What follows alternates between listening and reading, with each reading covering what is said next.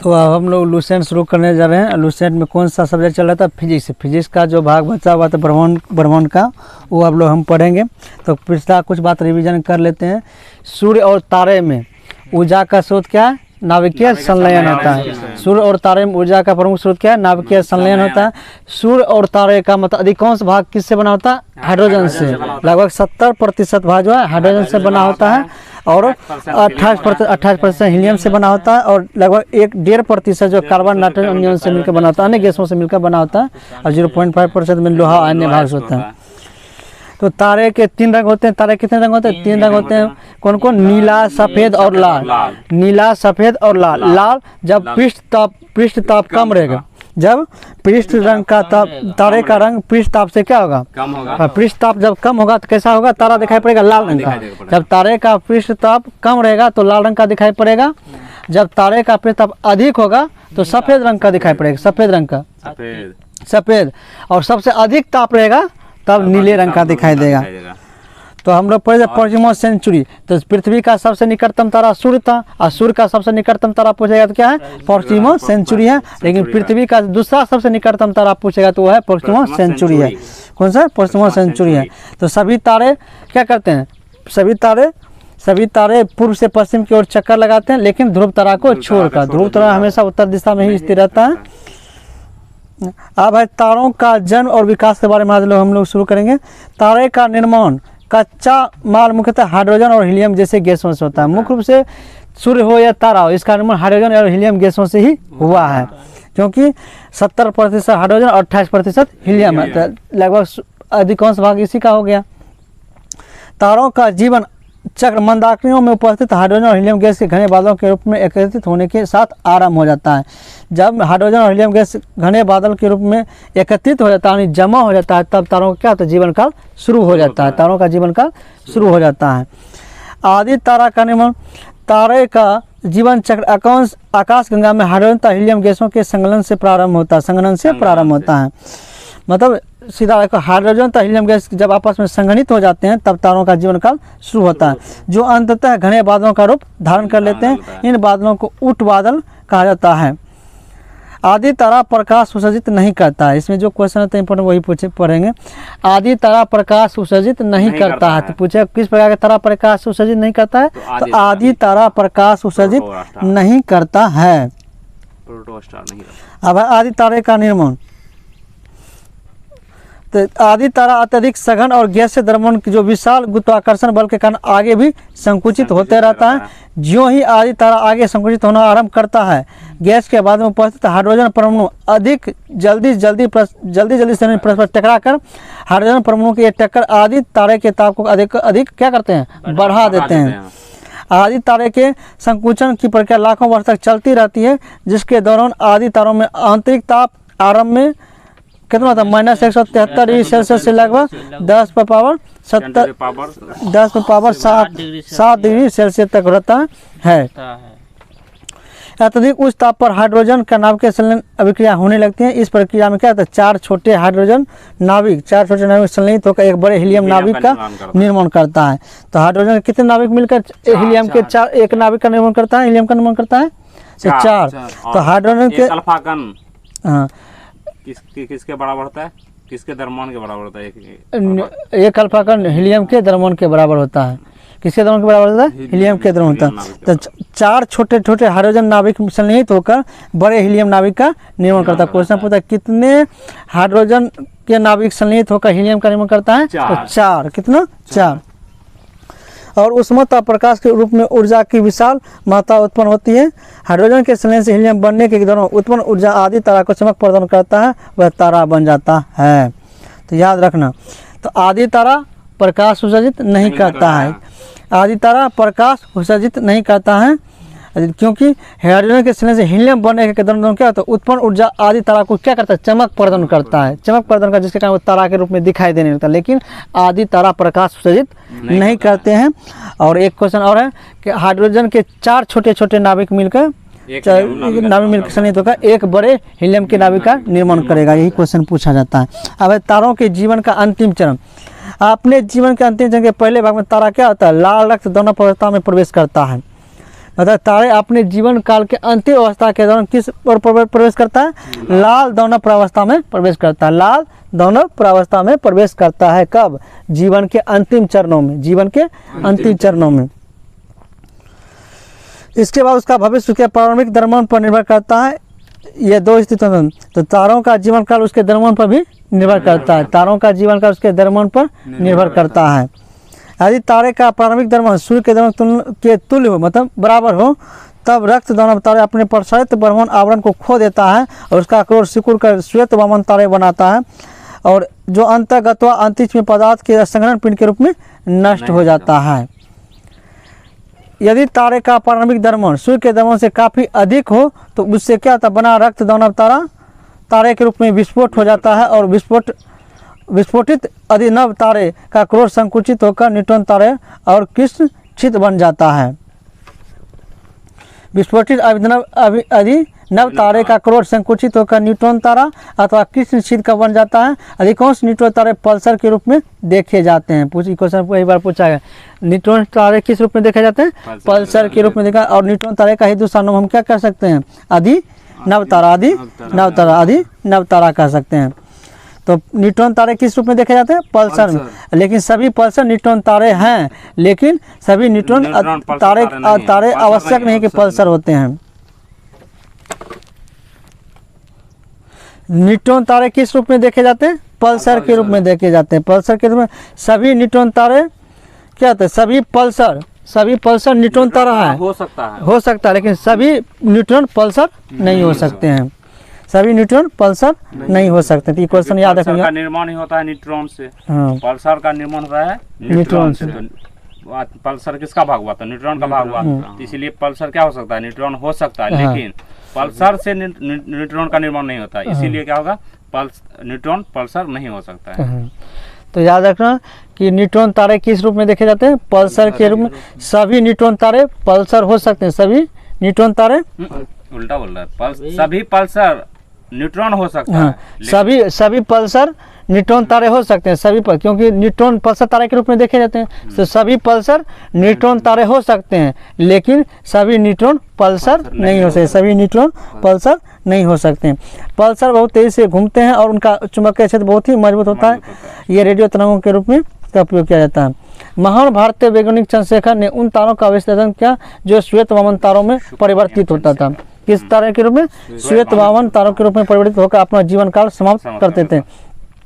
चंद्रशेखर ने निष्कर्ष निकाला कि सूर्य के द्रव्यमान का लगभग 1.44 गुना, सूर्य के द्रव्यमान के 1.44 गुना से कम द्रव्यमान वाले तारे श्वेत वामन तारे के रूप में समाप्त होते हैं। मतलब जिस तारे का द्रव्यमान सूर्य के द्रव्यमान से 1.44 गुना कम होता है, सूर्य के द्रव्यमान से 1.44 गुना कम होता है, ये सभी तारे जो हैं श्वेत वामन के रूप में समाप्त हो जाते हैं। किस रूप में? श्वेत वामन के रूप में समाप्त हो जाते हैं। सूर्य के द्रव्यमान के 1.44 गुने से अधिक द्रव्यमान के तारे अधिनव तारे के रूप में विस्फोट करते हैं, जो न्यूट्रॉन तारे या कृष्ण छिद्र के रूप में परिवर्तित होकर अपना जीवन समाप्त कर देते हैं। मतलब जिस तारे का द्रव्यमान सूर्य के द्रव्यमान से 1.44 गुना कम रहता है तो वे श्वेत वामन तारे के रूप में अपना जीवन समाप्त कर देते हैं, और जिसका द्रव्यमान सूर्य के द्रव्यमान से 1.44 गुना अधिक होता है तो वह अभिनव तारे या न्यूट्रॉन तारे या इसे जिसे हम बोलते हैं कृष्ण छिद्र छिद्र के रूप में क्या होता है? अपना जीवन समाप्त करता है। इसी को बोला जाता है चंद्रशेखर सीमा के रूप में भी जाना जाता है। सौर द्रव्यमान या सूर्य के द्रव्यमान में के 1.44 गुना की अधिकतम सीमा अपने जीवन समाप्त करने को चंद्रशेखर सीमा कहते हैं। 1.44 गुना की अधिकतम सीमा को क्या बोलते हैं? चंद्रशेखर सीमा ही बोला जाता है। और चंद्रशेखर को सुब्रमण्यम चंद्रशेखर को नोबेल पुरस्कार कब मिला? 1983 में मिला था। 1983 में, हाँ, और 1983 में भारत किया था, वर्ल्ड कप भी जीता था।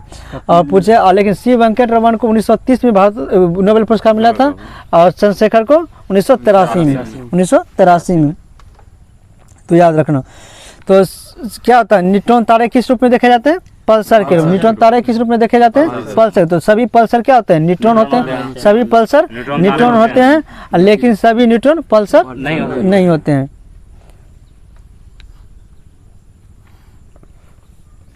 रक्त दानव प्रावस्था। आरंभ में तारों में मुख्यतः हाइड्रोजन होती है।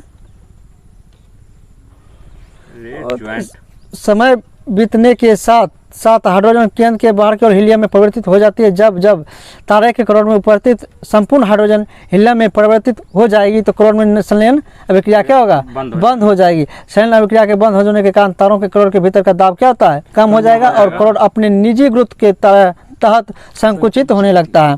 लेकिन तारों के बाहरी आवरण में कुछ हाइड्रोजन बची रहती है। तारों के बाहरी आवरण में कुछ हाइड्रोजन बची रहती है जो संलयन अभिक्रिया कर ऊर्जा विमुक्त करती रहेगी।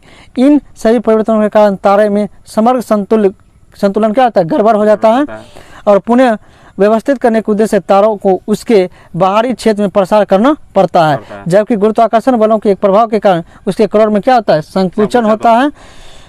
अतः सामान्य तारे से रक्त दानव तारे में परिवर्तन में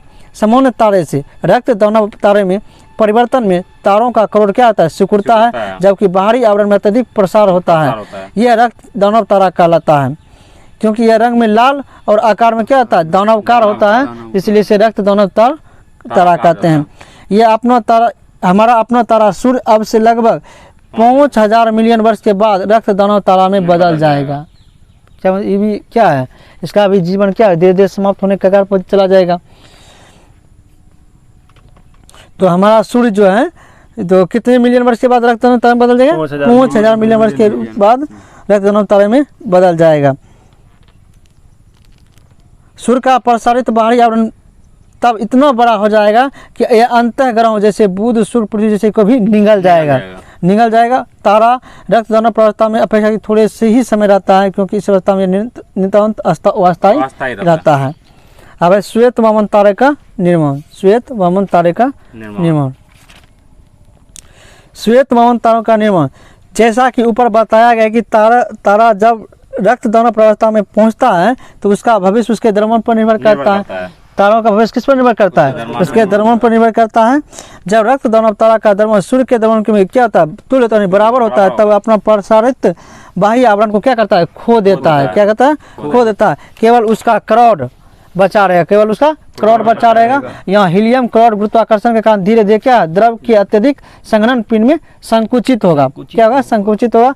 हीलियम करोड़ के इस अत्यधिक संकुचन के कारण करोड़ का ताप अत्यधिक बढ़ जाता है और नाभिकीय संलयन अभिक्रियाओं का एक अन्य सेट प्रारंभ हो जाता है जिससे हीलियम भारी तत्वों जैसे कार्बन में परिवर्तित होगा और ऊर्जा की अत्यधिक विशाल मात्रा निर्मुक्त होगी। इस प्रकार के करोड़ के संपूर्ण हीलियम के थोड़े ही समय में कार्बन में परिवर्तित हो जाएगी, तब पुनः संलयन अभिक्रिया पुनः रुक जाएगी। अब ज्यों ही तारे के भीतर उत्पन्न हो रही ऊर्जा बंद हो जाएगी तो तारों का करोड़ उसके अपने भार के कारण सिकुड़ने लगेगा और श्वेत वामन तारा बन जाएगा। श्वेत वामन तारा एक मृत तारा है। यह क्वेश्चन नहीं पूछा, लेकिन ये पूछा जाता है कि श्वेत वामन तारा कैसा तारा है, मृत तारा है। और कौन सा तारा प्रकाश उत्पन्न नहीं करता, तो आदि तारा प्रकाश उत्सर्जित नहीं करता है। और श्वेत वामन एक प्रकार का मृत तारा है क्योंकि संलयन प्रक्रिया के द्वारा कोई नवीन ऊर्जा उत्पन्न नहीं करता है। क्योंकि संलयन प्रक्रिया के द्वारा कौन सा तारा नवीन ऊर्जा उत्पन्न नहीं करता है, तो श्वेत वामन तारा। श्वेत वामन तारा को इसलिए मृत तारा कहा गया कि नाभिकीय संलयन के दौरान यह कोई भी प्रकार की ऊर्जा निर्गमन नहीं करता है। श्वेत वामन तारे का घनत्व लगभग 10,000 kg प्रति मीटर क्यूब होता है। तो श्वेत वामन तारे का घनत्व लगभग कितना होता है, 10,000 kg प्रति मीटर क्यूब। और पृथ्वी का घनत्व पूछेगा तो 5.5 ग्राम प्रति सेंटीमीटर क्यूब।